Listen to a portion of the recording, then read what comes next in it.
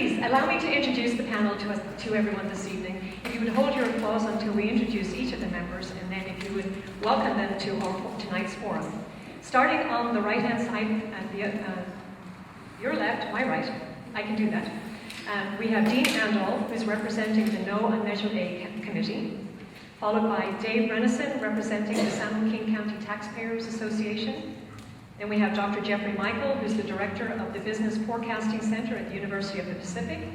Then we have Kathy Miller, City of Stockton Council member, and some of you may have thought that Bob Dice, our city manager, was going to be here. Kathy Miller is sitting in at this point for Bob Dice, thank you. And Doug Wilboyd, who is the CEO for the Greater Stockton Chamber of Commerce. Please help me welcome them all. Thank you.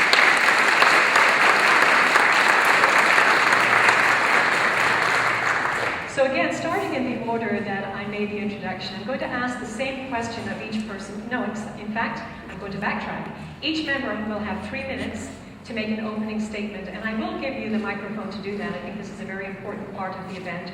So we'll start with Mr. Andall. Thank you very much, and thanks for the League and Stockton Record and Central Methodist for having us this evening. Appreciate the opportunity to speak to Measure A. I'm opposed to Measure A because it's a general tax, not a specific tax, that can be spent on anything. And can be spent on all the mischief of the past and mischief of people that haven't been elected yet. And I don't trust the Stockton City Council now or in the future to spend that money properly. I believe that Stockton needs police officers, and I'm not necessarily opposed to a tax increase to accomplish that. But this measure will not result in new police officers because the city has not addressed pension reform in the city. And I believe at the very least, the city should go back to the bankruptcy court and put in their plan of adjustment a cap on all pensions of $100,000 a year. I do not believe that pensions of $200,000 a year, like some city employees receive over the life of their retirement, $6 million apiece, is justifiable or reasonable. And I think that needs to be done before you ask the hardworking people of Stockton to raise their taxes for any reason whatsoever. So because of that, I'm opposed to Measure A, and I look forward to your questions. Thank you. I'll read my statement. Thank you for allowing me to speak on behalf of the San Joaquin Taxpayers Association. First, the record got it wrong yesterday when they said opponents to this measure include the same people and groups that can be counted on to oppose any tax measure. In February, I was quoted in the record saying that the Taxpayer Association would likely support a measure requiring 2/3 of voter support, approved by the bankruptcy judge, and dedicated only for hiring new police officers. I also said Stockton's economy and quality of life is linked to our need to reduce violent crime. So you see, in the light of troubling times, we are not forever anti-tax. We are anti this tax. The city is making promises without any obligation to keep them. Guarantees do not exist, including that of hiring police officers. What does it say when the police have no confidence in the promise of more police? The city chose instead to adopt ballot measure language that gives this and future councils every freedom to use the money as they wish. The city rushed Measure A to a special election, wasting over $500,000. Police recruitment is up, crime is down. Before burdening ourselves with higher taxes, we must give ourselves time to see how the plan of adjustment unfolds under new management. In doing so, we make our path to recovery more clear. One of the city's largest liabilities is its contribution to pension plans. You will hear them talk about employee recruitment and retention, but we know that the average salary for Stockton employees is in the top 14% of California cities, and nearly 1,300 applied for less than 20 positions in the police department. Certainly, we're in dire need of statewide pension reform, but Governor Brown's proposal on pension reform last year was torpedoed by his own party and the labor unions. That leaves us with doing the job for ourselves. In 5 short years, public pension benefits in California grew at 3 times that of the private sector. It's all about fundamental fairness. And after all we've been through, we have an obligation to use Chapter 9 to its highest value. We are weary of hearing how Stockton residents don't appreciate the degree of restructuring that's been done. This city manager did not say this. The city was broke and there were no other options. We are told that pension reform has been accomplished through reductions in salaries and layoffs. Indeed, it has. But you don't get bragging rights by throwing the baby out with the bathwater. Decades of protocols and procedures were easy to circumvent without alarm. The SJTA joined others in requesting the state to audit Stockton's financials, and the city called it an unnecessary distraction. But 2 months ago, the state controller said the potential for waste, fraud, and abuse of public resources is extremely high. But when you see the city's disturbing response to the controller, you will realize that much more needs to be done before the city has their way with more of your money.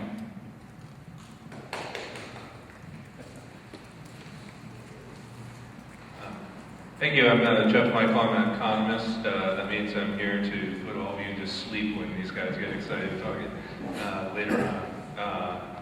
And it also means that I don't have a specific position on this tax.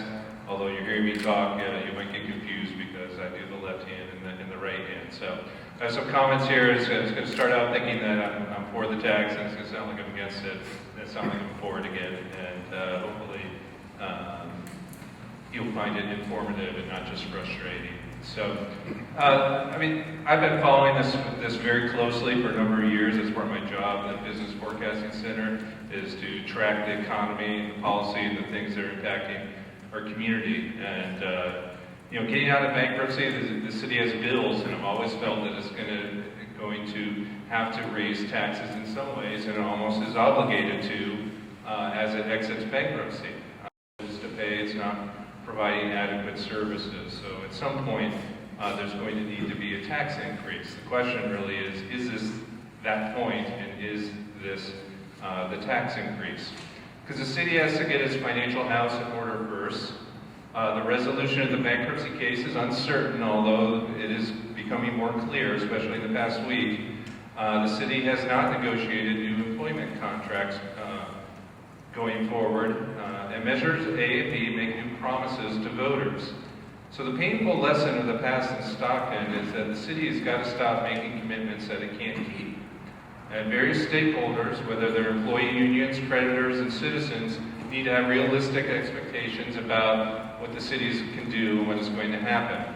So if I've been watching this closely, I'm probably one of the few people on earth that read the city's 200 and some page AB 506 ask of its creditors probably 5 times over the past year or so. Is what I do on the weekend. It's read this sort of stuff. And I went through that and the projections, and even in the spring, I sort of estimated it's going to take a half-cent sales tax just to fund the city's way out of bankruptcy, given its budget and its financial projections, even without a Marshall Plan. And that would leave the city with a 1/4 cent available of the 3/4 cents that it has available. And so around this reasoning, I was kind of concerned about Safe Streets because of the commitments it was going to make with a restricted tax. I thought it would make it real difficult to get out of bankruptcy. So I've been less concerned, but still concerned about Measure A and B because the city's promising to hire 120 police officers, that the measure is going to fund a bankruptcy exit, it's going to protect pensions, it's not going to cut employee compensation, and then it's going to sunset in 10 years. And, you know, I do the math, and I can't quite see how all that can happen. And I've been waiting for the city's financial plans to see what's going to give. It's clear to me from looking at the financial projections, at least one thing it's going to give is that it's going to set in 10 years. And I think this is going to be a very long-term tax increase, and people need to keep that in mind. I have a few other notes, but I'm going to pass it on. Thank you. First, I would like to thank the League and everybody for being here tonight.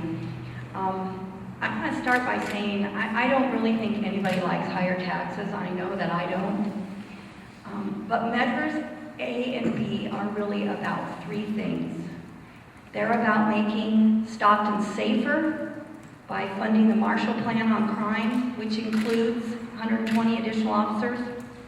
It's about getting us out of bankruptcy, putting us on a secure financial footing, and doing it quickly so that we can take advantage of the next economic upturn. And it's about holding future councils and future city staff accountable to the voters for spending the money according to the priorities that are included in, especially in Measure B. That's it. That's really what measures A and B are all about. Reasonable people can disagree about the details that are in the council's approved plans, both the Marshall Plan on Crime and the bankruptcy exit plan or the plan of adjustment. That's legitimate. People can disagree on things without being rude and without being crazy. But the bottom line is the council has real plans that have been extensively vetted in public with stakeholder input from throughout the county. They've been discussed publicly at town hall meetings. They've been voted on publicly by your elected representatives that are held accountable to you, the voters. I'm here tonight really to represent the people that elected me. The people in Stockton that have known me for years as a mom, as a community volunteer, as a small business owner. That's what I'm doing here. That's what your council is. Our council is us. And what I can tell you is, with passage of measures A and B, our city will be safer, and we will be closer, much closer to recovery. I really believe that better days are ahead for us. We are so close. And I truly look forward to working with the whole community in making that a reality. I'm going to stand up because I want to prove to Dean, I've known him for a long time, I can still stand up like he can. So, pleasure and honor to be here tonight, and I want to thank the Leland voters not only for tonight, but also their partnership in our candidate forums every year when there's an election. Let me start off by two quotes of two 20th century presidents. One by John Fitzgerald Kennedy. "Let us not fix blame on the past. Let's accept our own responsibilities for the future." And Ronald Reagan said, "Government's first duty is to protect the people." Very important. My Chamber Board of Directors, along with the Business Council Board of Directors, have strongly endorsed Measure A and Measure B for the future of Stockton, now and in the long future.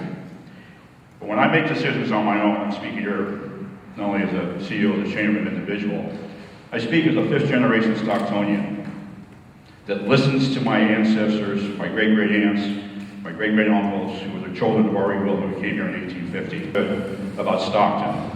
The storied past, the successes. I look around this room, I see so many people that invested time, energy, money, and raised their families here in Stockton. I also look at my personal background very quickly.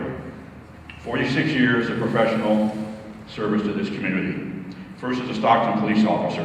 I want to make clear to Dean right now, when I left the job for 12 years ago with the board, I have no PERS retirement whatsoever. I want to make that clear right now. And serving the Board of Supervisors, had the responsibility for jail, sheriff's department, courts, mental health, which is so important now. We're seeing the problem of mental health not being taken care of. And served on the Instrumental Parole Board for 4 years. And I was in every authority facility in California, about 25 jails in California, and every single prison in California, including Pelican Bay, San Quentin, Folsom, and Soledad, to mention a few. I know what's in there. I know what's coming out of the streets because of realignment, what's coming out of the streets of the court order, the releases from our prison system. We need the protection on the street. Also had the pleasure of serving on the Marshall Plan the whole time. I have just one volume here. Prevention is a lot less expensive than intervention. If we can stop young people, and we saw the record article by Mike Fitzgerald this last week about the civic illiteracy, and then we also saw the endorsement by the paper, the great column by Mike Clocky. It says a lot. If you haven't read it, please read it. And finally, we've gone a long way, as Kathy has said. The great strides in righting the ship have taken place in the last 4 years in a truly positive direction. The momentum must be continued to be moved forward and shall be with the passage of Measure A and Measure B. Thank you. So thank you all very much for those insightful remarks, and also thank you very much for sticking to the time. I know we're in for a really good and informative evening. I have a question for each of the panel members, and if you don't mind, I'll go down the same way as we started. And that question is, if measures A and B don't pass, will city services be impacted? And if they will be impacted, how? And you have 2 minutes to answer each of these questions. I'll talk fast. No, I don't believe they will, and here's why. We're in bankruptcy protection right now, and the reason we're in bankruptcy is we couldn't pay all of our bills. And one of the benefits of being in bankruptcy protection is that a pendency plan and an annual budget are approved by the judge. And as long as you're within that budget, your creditors do not have access to any other funds from the city. So as long as we're in bankruptcy protection, regardless of what happens on Measure A or B, no other city services will be cut. And I think this is important to note. In Measure B, the companion measure to Measure A, the city suggests that they will spend the money on 2 things, and 2 things only. Please read it for yourself. One is law enforcement. 2/3 of the money is supposed to go to law enforcement, and 1/3 is supposed to go to paying our debts in bankruptcy. You'll notice there's not a third choice. There are no other expenditures in Measure B, no other expenditures asked for by the City Council of all of you. That means none of that money was intended to go to any other services but law enforcement and bankruptcy, and because we would still be in bankruptcy, there could not be any cuts in any other services. Can you repeat the question for me, please? Thanks. If measures A and B don't pass, how do you believe, or if you believe, if city services will be impacted? And if they could be impacted, how would they be impacted? Well, my answer to that is that there's so much money out there that the city has not bothered to collect. For instance, we have uncollected traffic fees totaling $7 million. There are $3.1 million that were lost in uncollected library fees. So my answer to some of that, the city is saying that the libraries will close down, that kind of thing. Where's the plan? Where's the policy? Where's the initiative for the city to collect those fees and help bring that back up? It's not, the answer is not in additional taxes. It's going back, no matter when this happened, these are issues that need to be resolved before we burden ourselves with new taxes. We lost $8.6 million in state and federal grants due to poor management. Yet I have yet to hear the city council or the city manager talk about how they're going to recoup that money. So for me, personally, I really don't want to hear about how all of these recreational agencies and the parks and the libraries are going to close down if this measure doesn't pass, because there's just a ton of work to do getting up to anybody asking me for more money.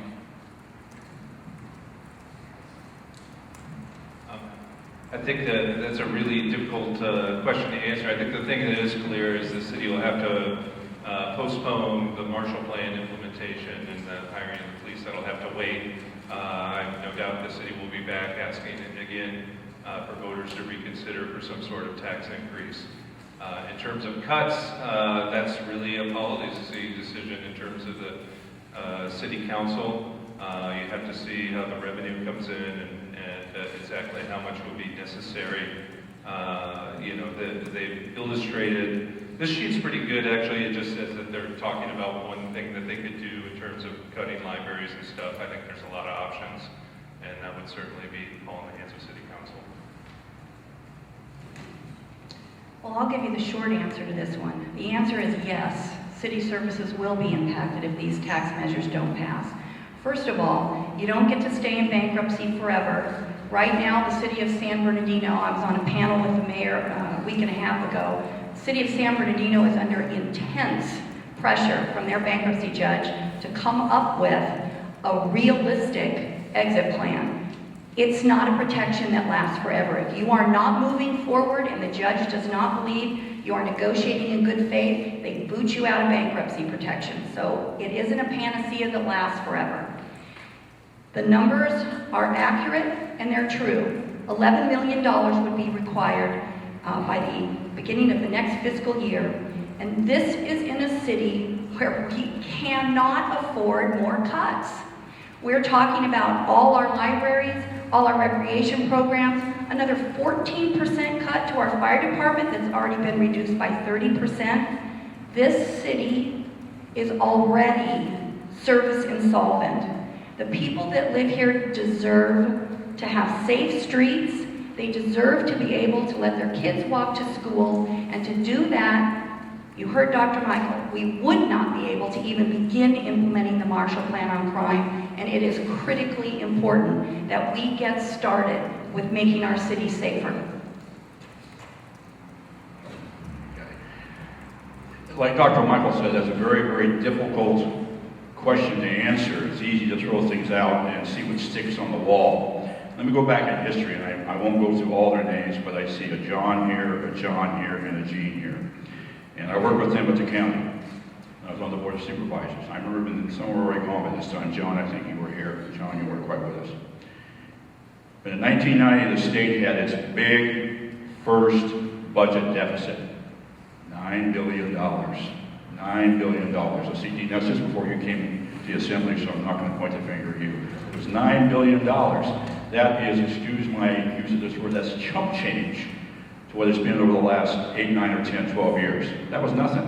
But we had to make cuts in planning, in mental health, the sheriff's department. All those places, we had to make those tough cuts. And as Dr. Michael says, it's hard to answer. It's the city council that has to have that responsibility of making the cuts where they come. I have confidence that number one, with Measure A and B passing, they will have to make those cuts, and they will be able to add to the police department 120 officers and implement the very important Marshall Plan, which assists those police officers in getting their job done. Thank you very much. That's the end of the same question for everybody. Now it's a unique question for each panel member. And again, they will have 2 minutes to respond to the question. Dr. Michael, starting with you. If you were crafting a solution to Stockton's financial situation, what would it look like?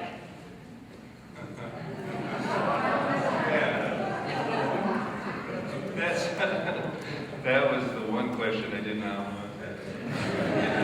I mean, that's full of value judgments, you know, and what's important and what are the priorities. I mean, clearly, there isn't any doubt that a commitment to public safety and more cops on the street is a priority of the city, and that has to be probably the first priority, and find a way to get it done.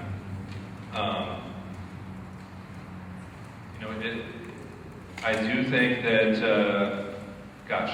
this is a little bit of a hard question to answer. I mean, I've looked through the city's financial projections. I have concerns. I think that the city is going to have to do some more to cut the cost of delivering services. And most of the cost of delivering services is employee costs. And the city has made a commitment to maintain CalPERS, which is the costs of that are going to go up a lot in the next couple of years. So what concerns me about not having a tax increase isn't so much next year, it's sort of the year after that, and the year after that, when the CalPERS costs really kick in.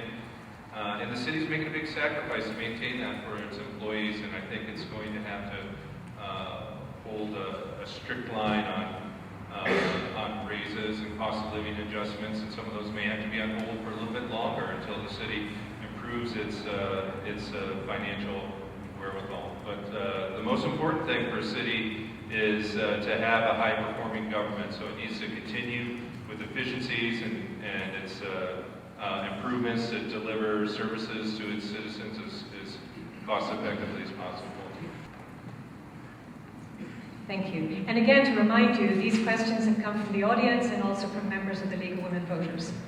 Mr. Ennison, what positive approach should the city take to improve its financial situation and get out of bankruptcy?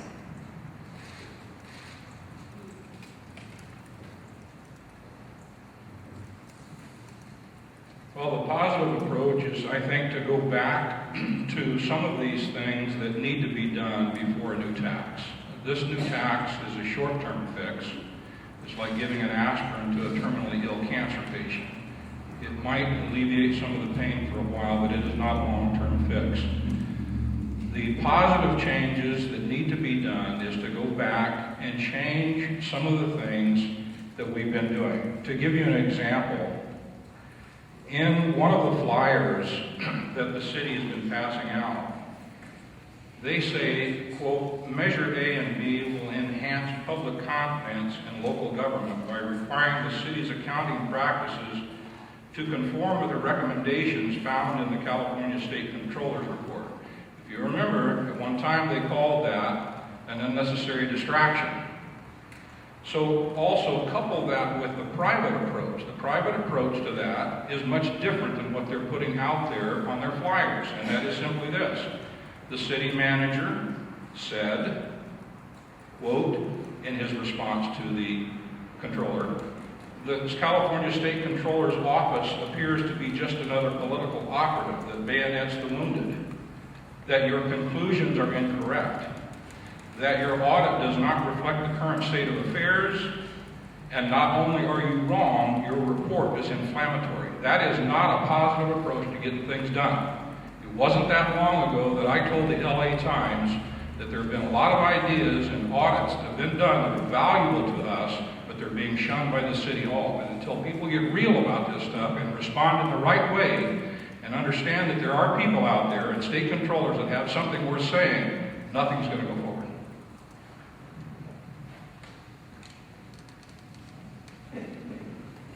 Councilmember Miller, can you please explain the sunset clause and explain why it was set up in this way? Yes, I can. The sunset clause that's built in is a 10-year, what's known as a soft sunset. If council does nothing, in 10 years the tax goes away. If the Citizens Oversight Committee, which will be meeting a minimum of once a year, but the policy's being developed for it to meet at least twice a year. If, on the recommendation of the Oversight Committee, they come forward to the council with findings that indicate not only that the taxes to date have been utilized properly and are getting the results that were expected, then at that point the council can hold 2 public meetings that must be at least 14 days apart. And at the public meetings, the council would have to make findings not only that the funds have been properly expended, they would also have to make findings that city employees were not being, their compensation packages were not in excess of the labor market, and that the taxes were still needed by the community.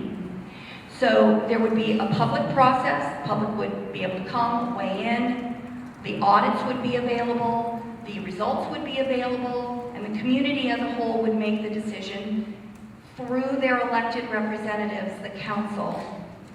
They would have to take a public vote and be held accountable for extending the tax measure. Mr. Randall, if measures A and B don't pass, how would or should the city pay off its bondholders and bolster its crime-fighting resources?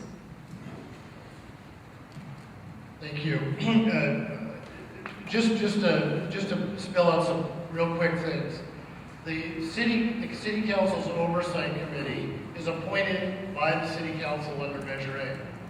I don't see how a committee appointed by the city council can oversee the city council. The sunset. I'm sorry. One of the things I have to ask. Mr. Randall, Mr. Randall, I'm going to ask you to respond to the question, and everybody has a closing statement at the end. So Right. If you wouldn't mind, thank you. It's part of my answer. The parts of the city's approach under Measure A that are weaknesses in Measure A that need to be corrected in another effort to satisfy the voters include the lack of real oversight, the lack of a real sunset. The city does not have audited financials. The city does not have pension reform in the city charter. The city still is paying pensions well above $100,000 a year. All of these things need to be corrected in another effort to go to the voters in the future. I like to provide examples.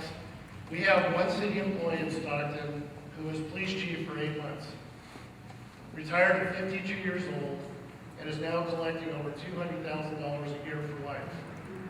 I hope he lives a long and healthy life, but let's just say he lives until he's 82, 30 years. That's $6 million that people in Stockton have to pay one person. I think it's ridiculous to ask people to raise their taxes and lay off police officers and do all these other difficult things and not correct that problem. So there's 3 things that need to be done if Measure A fails. You have to go back to the bankruptcy court and correct the pension issue. You have to have if you come back to the voters, it has to be a restricted tax. A restricted tax that says the money has to be spent on cops and cops alone, 2/3 of that money, not like the general taxes in front of us.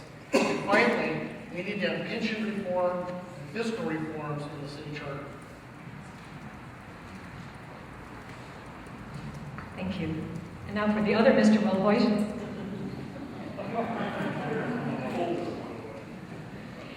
How will measures A and B affect the business community if they pass or if they don't pass? Again, I'm going to pretend like I'm a doctor. You will be like, doctor, that's a very difficult question to answer because it's kind of in the abstract, okay? I don't have a crystal ball. The only crystal ball I carry is on my shoulders and my bald head. I think you have to look at two ways at this. What we hear from people, of course, we've been in a difficult time since 2008 with the economy dropping the way it has. It's affected everybody across the country, particularly hard here in Stockton and San Joaquin counties and foreclosures. And so that has one thing that's been affecting the business this year. But still I'm hearing from businesses, the number one thing that concerns them is the safety of their businesses, their customers, and their families. From that standpoint, if they are assured, and I believe it will be under Measure A and B, that fear will go away over time. It's not going to happen overnight. Keep in mind, we're in an age of instantaneous gratification.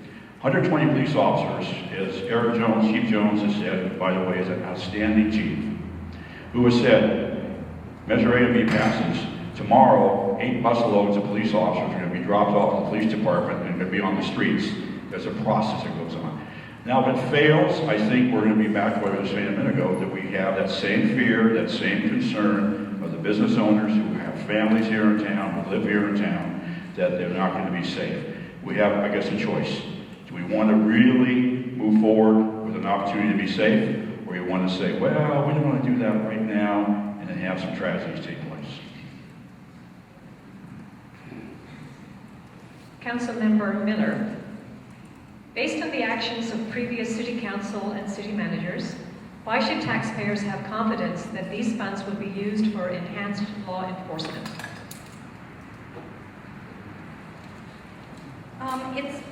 It's very hard to be put in the position of defending previous councils that were here long before I was elected. And I'm not going to do that. I was elected in 2008 as a reform candidate because I was very critical of the way that I felt our city had been managed and failures to follow through on what I was hearing were the priorities from voters. And so I'm not going to defend them. All I can tell you is I have been working very hard for 4.5 years to institute truly unprecedented reforms in throughout the state of California. Here in Stockton, we are not the same organization that we were then, and I don't want to spend tonight talking about things that happened years and years ago. What I want to talk about is what Measure A and B is really about. It's about our future. It's about how long are we willing to wait before we see some services be restored in this city. If you don't think it's a problem and we can wait, then let's roll the dice, see if the bankruptcy judge will let us lay around in bankruptcy without good faith efforts to get ourselves out. Let's see what happens. I think we need services more quickly, and I think the number one service we need restored in the city is public safety, and we're going to get that by funding the Marshall Plan.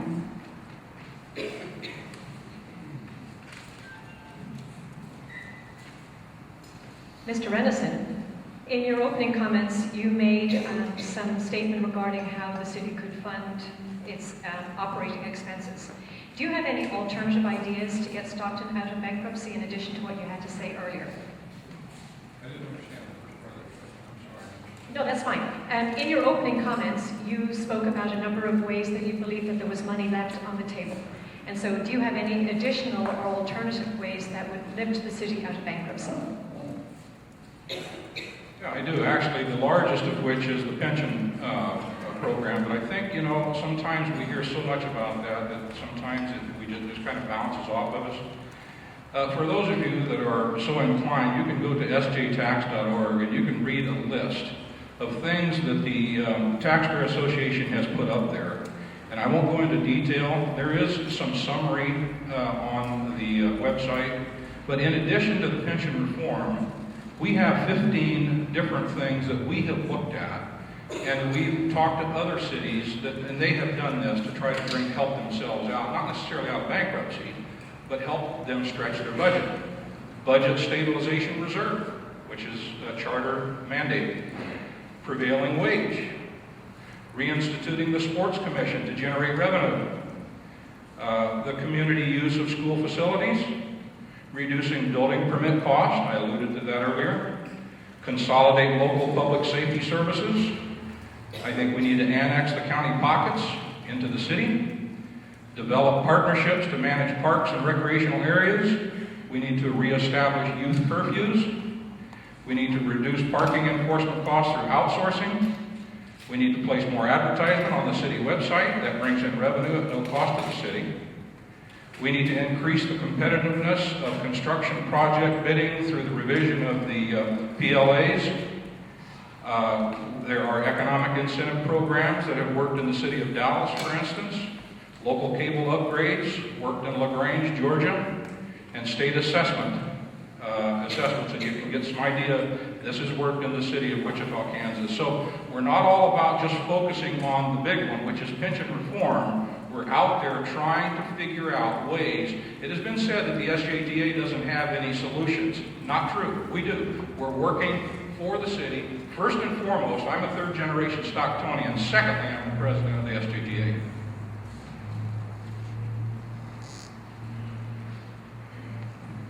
Thank you. Dr. Michael, this is a question regarding Section 18 of Measure A. May I ask you a question on that? Section 18, no. Okay. I felt that it was a little bit too specific. Basically, what the questioner is interested in knowing is, in how many years is it going to take us to get back to the levels of funding that the city had in 08-09? Does anyone want to respond to that question? There's a formula, apparently, in Measure A, Section 18, and I think that may be difficult for us to deal with. I want to make sure that the questioner realized that perhaps that's going to be a difficult one. I think that's one of the potential sunset triggers in it. And 08-09 was the peak of city revenues. 200 million adjusted for inflation. After that, that's a hard thing to project. That may never happen. I suspect the 10-year trigger will come before that, and then that's going to be the important element. I do think it's a soft. It's a very soft trigger. The things that would trigger it. I can imagine someone's on the city council 10 years from now, and you have a hearing, and if you have findings that say, your employees are being paid excessively and these other sorts of things, then that's likely to be a sign that your city's in a lot of financial trouble, and that taking a vote or letting the tax expire at that time is probably going to plunge the city back into bankruptcy. So, I appreciate what they're trying to accomplish here, but I think that those sorts of safeguards need to be put into the process earlier on, and not sort of at the sunset point where it's sort of too late to make changes in those things.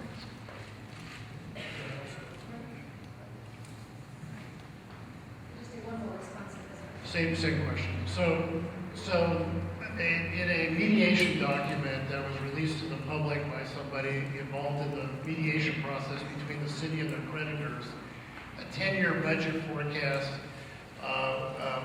was produced. In that 10-year budget forecast, including everything that has been mentioned here tonight, assume Measure A passes, assume all the other happy events take place, the creditors get their cuts, assume all of that, the city will be back into insolvency at the beginning of 2017. That's not a long-term problem, as Councilman Miller has suggested. That's a short-term problem. And so the point here is that regardless of whether Measure A passes or not, the city has not addressed its long-term pension of unfunded liability, and because of that, we would be back into insolvency in 4 years, even if Measure A passes. And I think that's the bottom line on this question. Dr. Michaels has done some very good analysis, mentioned these things on his blog site, and I agree with his criticisms. As two members of the panel have had an opportunity to respond to this question, I'm going to ask for like 1-minute responses if anyone else wants to make one. I just want to say that this last Tuesday night, in the council-approved bankruptcy exit plan, it clearly shows that we will not be insolvent again in 2017. The projections are long range, the revenue forecasts are very conservative. I would encourage anyone who wants more information to go to the city's website and look at the bankruptcy plan of adjustment, and you will clearly see that the new figures show we will not be insolvent in 2017. Mr. Anderson, do you want to respond to that? Thank you. Just talking about the insolvency aspect of your Dr. Michael said a while ago that the city has sacrificed to maintain CalPERS for its employees. I have to disagree with the doctor on that one. There really is no sacrifice when you know going in it's not going to be sustainable. All you have to do is look at the 1,100 retirees from Stockton that have lost their health insurance benefits. That was not sustainable. Had pensions been addressed years ago, we would still have sustainable pensions. So I think it's a lesson for those people looking forward to a pension. They saw what happened to health insurance. The same thing will happen to pensions if we don't get that under control. It has to do with the insolvency aspect of this thing. Thank you. Mr. Wilhoit, the questioner says, I am a small business owner and I would like to know why the Chamber of Commerce keeps advocating year after year higher taxes on small business. First of all, it's not year after year. This is the 15 years I've been with the Chamber that the Chamber Board has taken a position on the taxes before the voters of the city of Stockton. The last position they took was on Measure H, which had to do with sort of realignment of the fire department. Let's keep in mind, cities and counties are at the mercy of the state legislature daily. Regulations, regulations, regulations. Those are what hurt small businesses. Those are what hurt medium businesses. Those are what hurt large businesses. Regulations that come out. Let's look at just the tax on gasoline.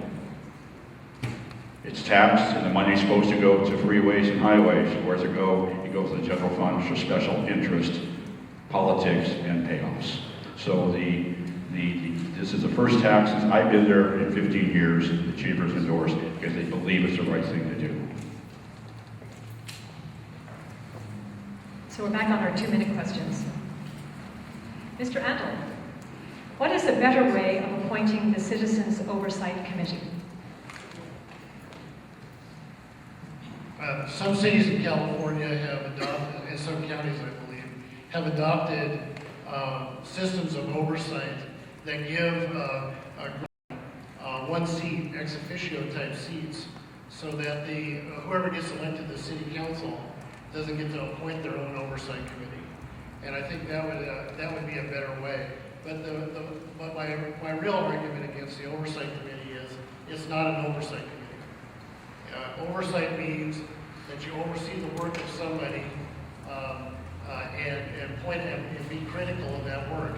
If the city council is appointing the committee itself and can unappoint the committee if they don't get the right answers, then it's a meaningless oversight committee for the public. So it's not very helpful to people who don't believe the Stockton City Council can be trusted, based upon long experience and several times where taxes were raised for police officers and the city council did not spend the money on police officers.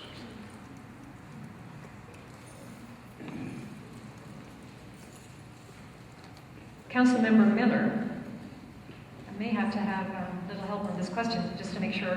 How much are you cutting in dollars from our bond debt in total? So I'm not sure if that's a result of passing of Measure A and B? No. No. Okay. Councilmember Miller, how much are you cutting in dollars from our bond debt in total? I don't have the exact numbers on that. I can say that our bond debt is being reduced through the bankruptcy. We have agreements reached with most of our creditors, including our capital markets creditors. Not all, but we're very close. It's important for the public to remember that one of the differences with our bond debt is secured by collateral. And the same way it comes down to us, if you're underwater on your house, the question you have is, do I want to hang on to my house? How important is it? How many memories are there? How much sweat equity is built into my home? How badly do I need to hang on to it? And if it's important to hang on to it, then you renegotiate your loan, but you still owe the money to the lender. If you don't care about it, then you walk away from it. And we've seen that happen in our neighborhoods. The councils had to wrestle with the decisions, which assets are absolutely essential, which ones are essential to our civic psyche, our identity, which ones go right to our quality of life, which ones keep us safe. Some of that collateral is fire departments, fire stations, it's our essential services building. I mean, we're talking truly essential buildings. We've had to wrestle with those choices, and so the amount of reduction in bond debt is directly based on the collateral that's been securing those bonds. Dr. Michael, what would happen if the city withdrew from CalPERS? How would it affect current employees, and how would it affect retirees? Are you getting mad at me if I follow up on what Kathy said about the bond debt, just because I have numbers? I've got numbers. I was looking them up to know. Just in terms of how much the bond debt is cut, there's your total bond debt and how it affects your cash flow from year to year. City's general fund right now is bringing in about $160 million a year, and if it were paying all of its bonds, it'd have about $16 million going out to pay various bonds in a given year, so about 10%. So it's significant, but it's not nearly as large as the salaries and stuff. It will probably save in the short run, given the agreements are going for about $10 million a year. That's about what it will save due to the agreements that have been in place. It's saving a little bit more than that now in bankruptcy protection. It'll be a little bit less when it settles with the creditors and pays them more. Some of that's due to reductions in bond debt. Others is restructuring, like stretching out the payments. So some of those bonds that are due to be paid off now in 2038 would be stretched out to 2052 under the agreements with settlers. So it's another 15 years of making smaller payments. Yeah, what was that one? What we have?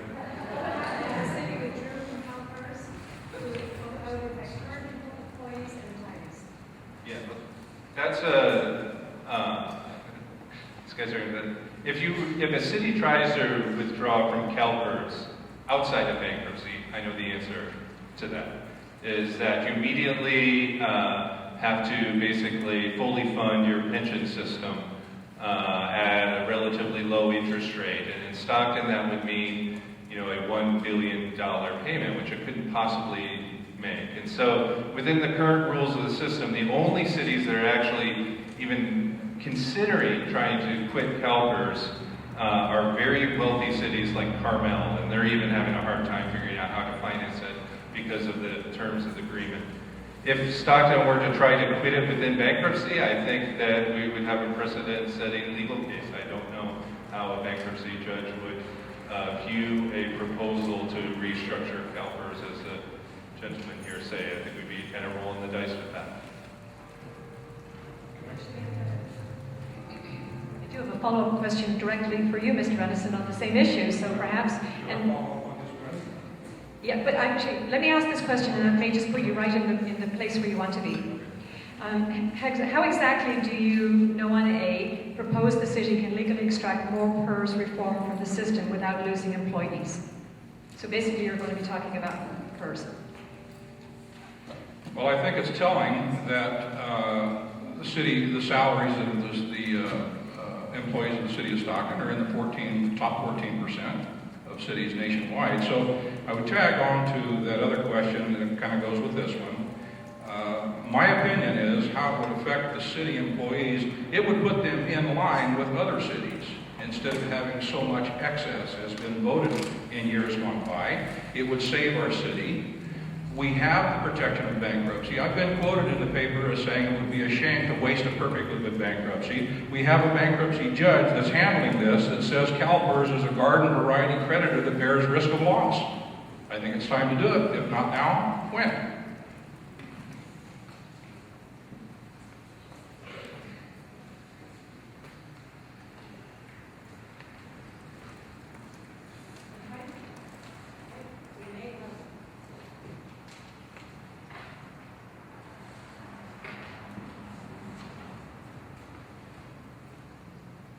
We're back.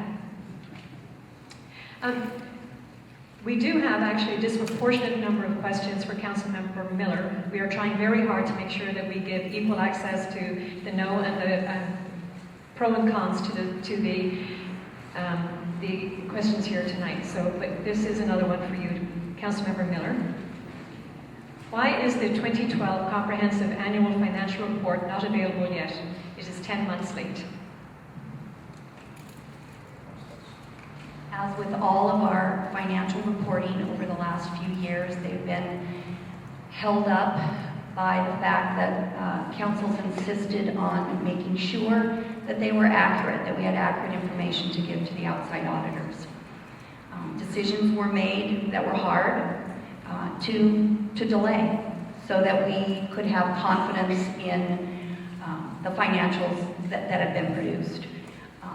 We have a very re-engaged council audit committee that is working closely with our auditors.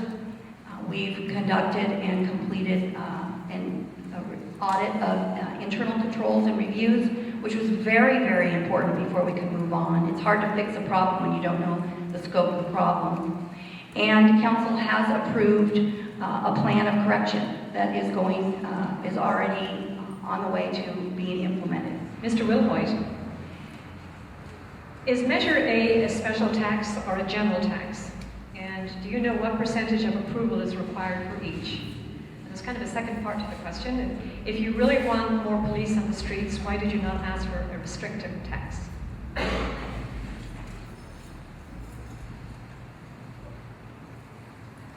Going back in history a few months, there was a plan for a restricted tax.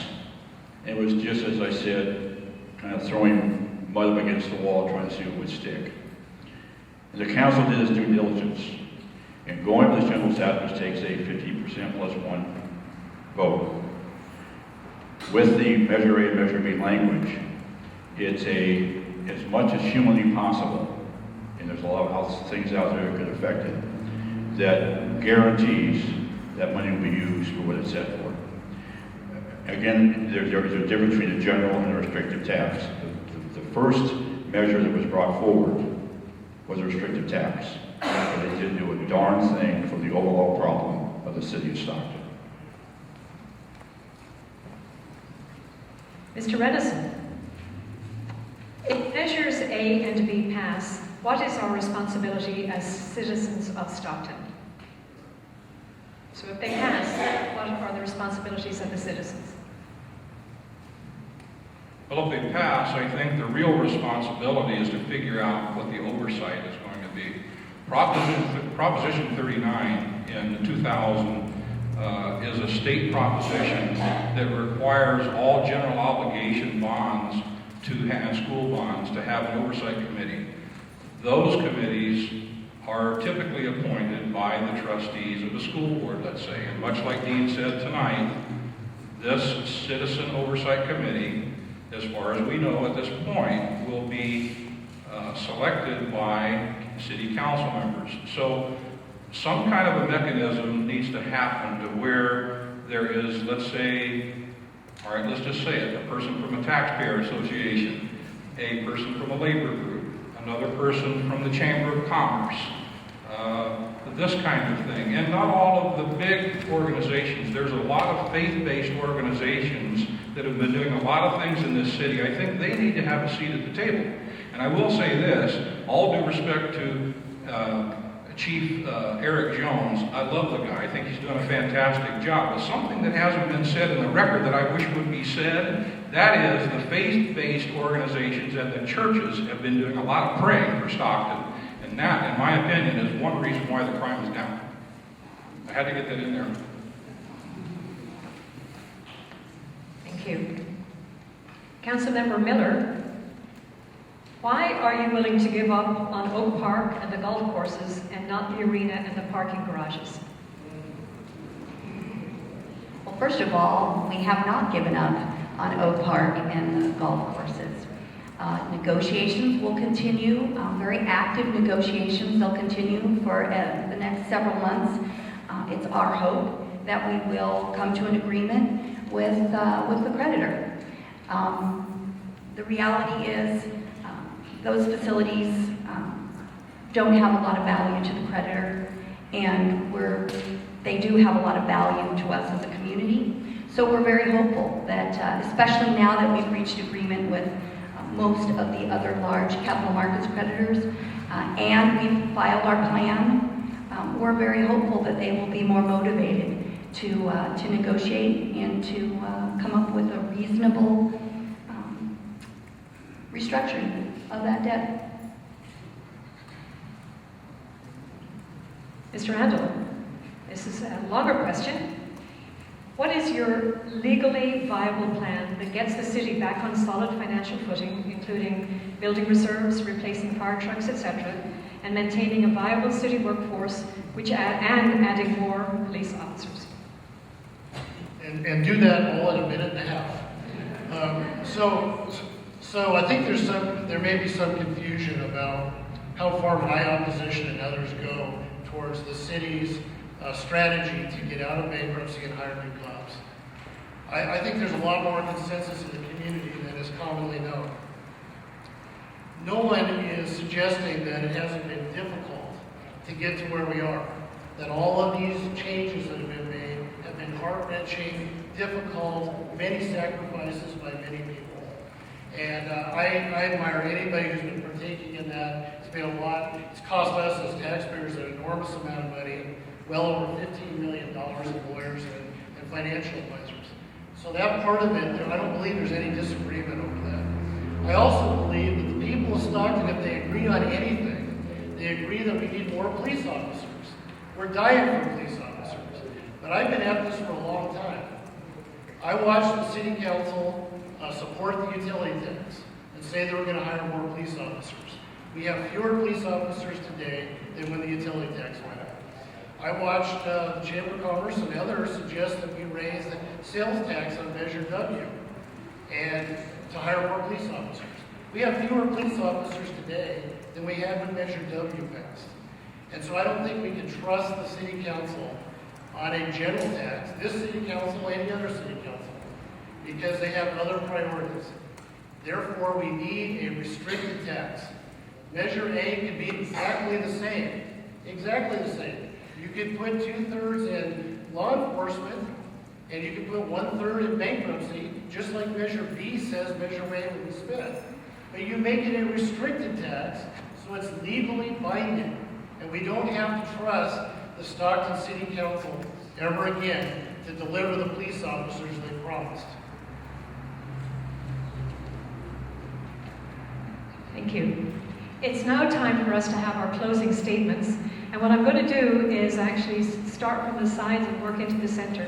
So Mr. Wilhoit, then Mr. Andel, Councilmember Miller, Mr. Renison, and then Dr. Michael will end with your statement. So you each have 2 minutes to make a closing statement, and thank you. First of all, to the League and to Jillian and all of you here tonight for being here tonight, this is what Michael talked about, civil literacy. You showed your civil literacy by being here tonight. You know, this is not a simple, well, we just do this, do that. It's not simple. It's very, very, very complicated. It's easy to say, yes, people made mistakes in the past, yes, but I still haven't heard a plan, one single plan from the opposition. Well, let me just close by this. Remember I said at the beginning that John Fitzgerald Kennedy said, let's not fix blame for the past. Let's accept our own responsibility for the future. And I talked about my own life experiences, being on the street, being on some of the tough streets in Stockton. Yes, times have changed. It's even more violent now than it was before. And that's the important part for Measure A and Measure B. There's some retired law enforcement here. In the Stockton Police Department, they use the 900 series. The 900 series, when there's a call for help, it's called 9408, Officer Needs Help. There are men and women on the street now that need other officers to protect them. If I was working now, I would be behind Measure A and B, knowing that I'm going to get 120 officers. So when I put on my radio, 9408, at any location in Stockton, then within seconds, there'd be police officers there to help me in a violent situation. Second of all, it's a 9408 for the people of the city of Stockton. I have my badge on the wall in my office, number 39. I have my police department ring here. I have my shield here. Don't let the people of Stockton down. Don't let the men and women 24/7, 365 protecting you. They need protection also. Measure A and B can do that. Thank you. Mr. Andel. I'm afraid that Officer Wilhoit's going to tase me here, so I'm going to be careful. So answer to Doug's question and anyone else, I want to make this absolutely clear. I'm not fudging it. Here's the plan. Vote no on Measure A. It doesn't have the protections. It will not resolve police officers. It does not get us out of insolvency. We'll be back in 4 years. What we need to do is bring another proposal back next June, restricted tax, that will make sure we have police officers. We also need to go back and amend the plan of adjustment. I want everybody to make sure that they hear me, because I know this is difficult to hear, and I believe it's absolutely what's required. We have to amend the plan of adjustment to put a cap on pensions of $100,000 a year. People should not be able to get pensions over $100,000 a year when we're making all these other sacrifices. And finally, do financial reforms and put them in the city charter, where the city will have to follow in the future. We can have rainy day reserves. We can prevent bonded indebtedness without a vote of the public. These things need to be put in there. And we cannot trust them to do this again. This is the third time we've been asked to trust them, and it's never worked out before. We have no audited financials. This oversight committee is appointed by the council. The sunset provision it can be renewed just by a vote of the Stockton City Council. This is the phoniest measure that we've ever been asked to vote on, and it is a great consequence. It's a $280 million investment in the future of Stockton. We need to make sure that that money is spent what it's supposed to be spent on, not with these vague promises by a city council that has betrayed us so many times. Assembly Councilman. Give promotion here.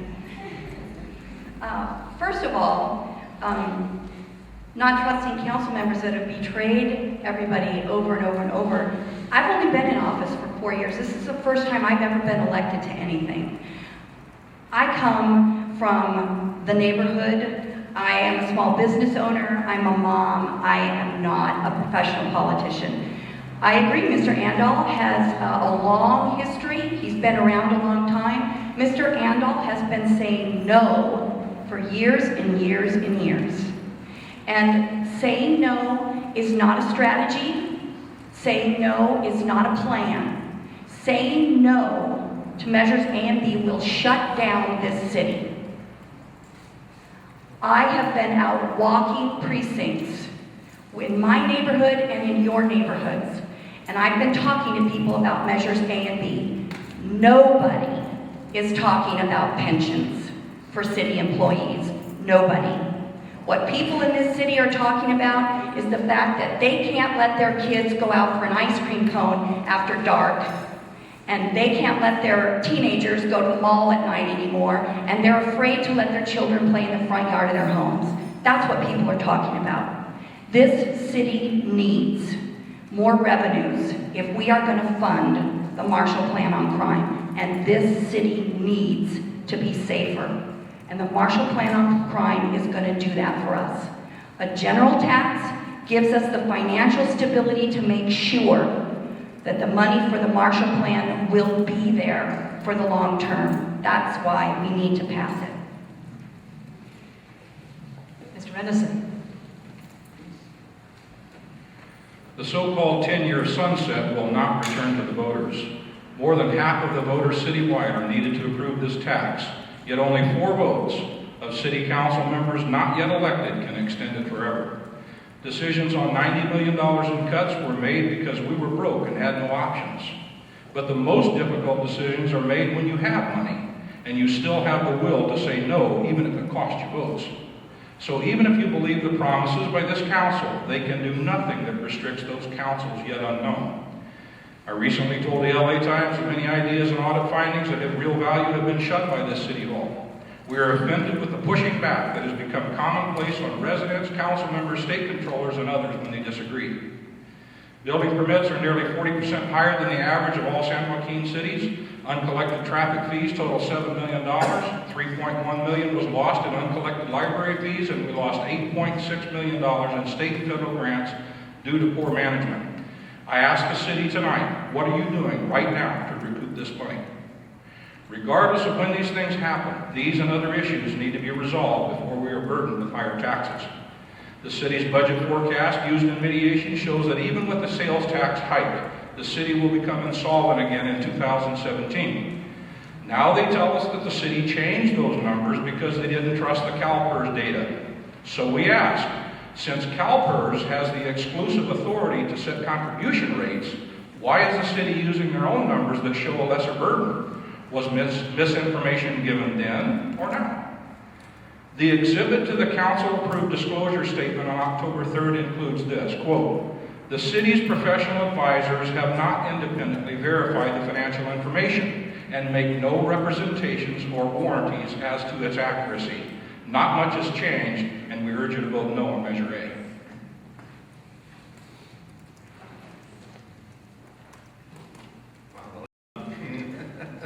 What to say? I did get cut off on board. I feel like I've been a little bit negative on Measure A.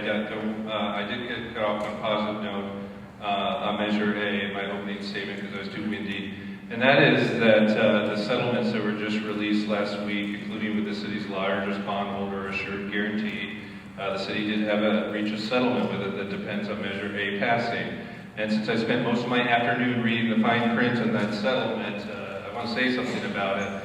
I think it's a fairly reasonable settlement, and it is one of the benefits of Measure A is that with settlements with most of the majority of the creditors, Measure A probably will lead to the fastest approval of a bankruptcy exit plan, and the city sort of losing that stigma. So that's a positive for it. But there are certainly, that doesn't mean that's the end of the line for the city. The city's going right into labor contract negotiations And if the city messes those up, then some of these dire predictions that we're hearing could come true. So the city council is going to have to be very vigilant for the next decade to hold the line on these things. And my last thing is a great debate, and whether or not Measure A passes, I don't think it's the last opportunity Stockton will get to get this thing right and to fund its exit from bankruptcy. I think there's going to be problems with the restricted tax while you were in bankruptcy court, and that might be, I would hold that strategy until after you got out of it, but I think there will be other opportunities for the city in fairly short order to come forward with additional plans. Thank you very much. Ladies and gentlemen, if you would be willing to please help me thank these panel members who are truly dedicated.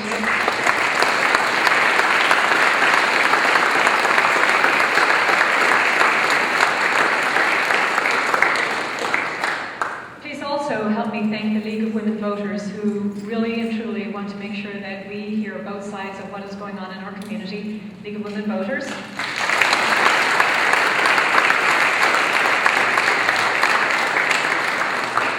And with your permission, panel, what I would like to do is most of all thank the citizens of Stockton for coming out here tonight, for taking your time, your energy, and your commitment to be educated voters. So we ask you to go out, make sure that you vote, make sure that your friends and neighbors are registered and that they also vote.